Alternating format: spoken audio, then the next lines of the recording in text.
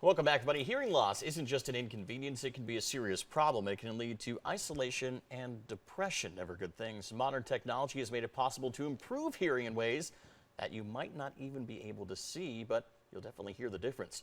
Dr. Kristen Bish is here from Palmetto Audiology and has some great tips and information for us. Doctor, welcome to the program. Thank you. Great to have you here. Tell me all about hearing loss, some of the causes of it, some of the symptoms that somebody out there might experience. Well, there's several causes for hearing loss. Generally, hearing loss can be caused from anything that has to do with aging, of course. There are causes in children, such as fluid in the ears or ear infections, very common in children. It can be caused from a variety of different pharmaceutical agents. Sure. Ototoxicity is something that happens when certain drugs or interactions with the cochlea or the main organ of hearing happen. Some of the symptoms of hearing loss. Probably the biggest symptom that I see on a day-to-day basis is someone will come in and say, my spouse is turning the television up too loud. Exactly. You know, I come into the house and mom has the television up so loud that the neighbors can hear it. Usually the family will notice hearing loss first because the person who has hearing loss doesn't always notice that the television is too loud or that they're turning the radio up louder in the car than they normally would. Another symptom, of course, someone says, what was that? You could kind of say tell. that again. Right, exactly. You know, over but it and keeps over going again. and going. Well, tell me about some of the great new technology that a licensed audiologist can provide people with, and how you fit these great new hearing aids and utensils, and make sure that you kind of get back to the way of life that you're accustomed to. A lot of times when a patient comes into our office, the first thing that we will do with them after testing their hearing and finding out that they're a good candidate for hearing devices would be to ask them about their lifestyle. You know, where are they on a day-to-day basis? Do they attend church services on Sundays, or do they play bridge with their girlfriends on Tuesdays? You know, what sort of things does that patient do? Are they maybe a child and they're in school or they're on the soccer field? So a lot of your technology choices have to be made just by talking to your patients, having them do some questionnaires and lifestyle. And I think any good audiologist should be able to really delve into somebody's lifestyle and figure out what's going to be the best technology for them.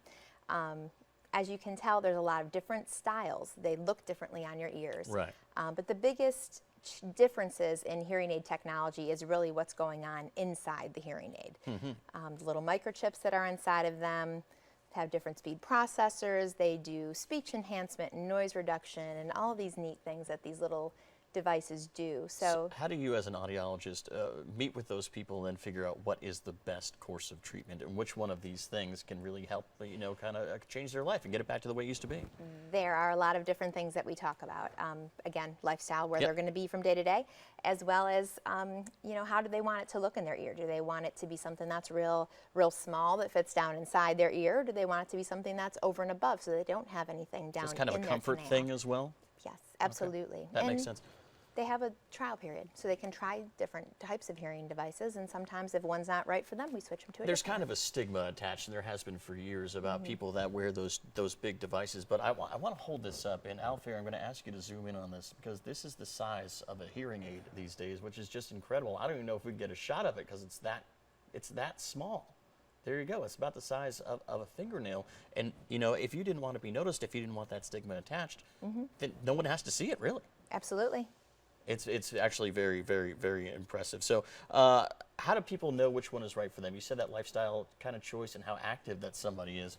What other sorts of things? You mentioned as well that there's maybe some depression, some kind of other symptoms that people might assume if they don't go and get help. There are a lot of symptoms of untreated hearing loss. There have been a lot of studies done on, you know, the patients that are out there sometimes become withdrawn. You know, they stop going to play cards with their friends. They stop doing the things that make them happy, and so then they end up being at home and being more, you know, secluded from just activities that they want to do every day. Well, it seems like you can get a pretty simple fix, and again, it's all going to be right there for you in whatever size and whatever you need.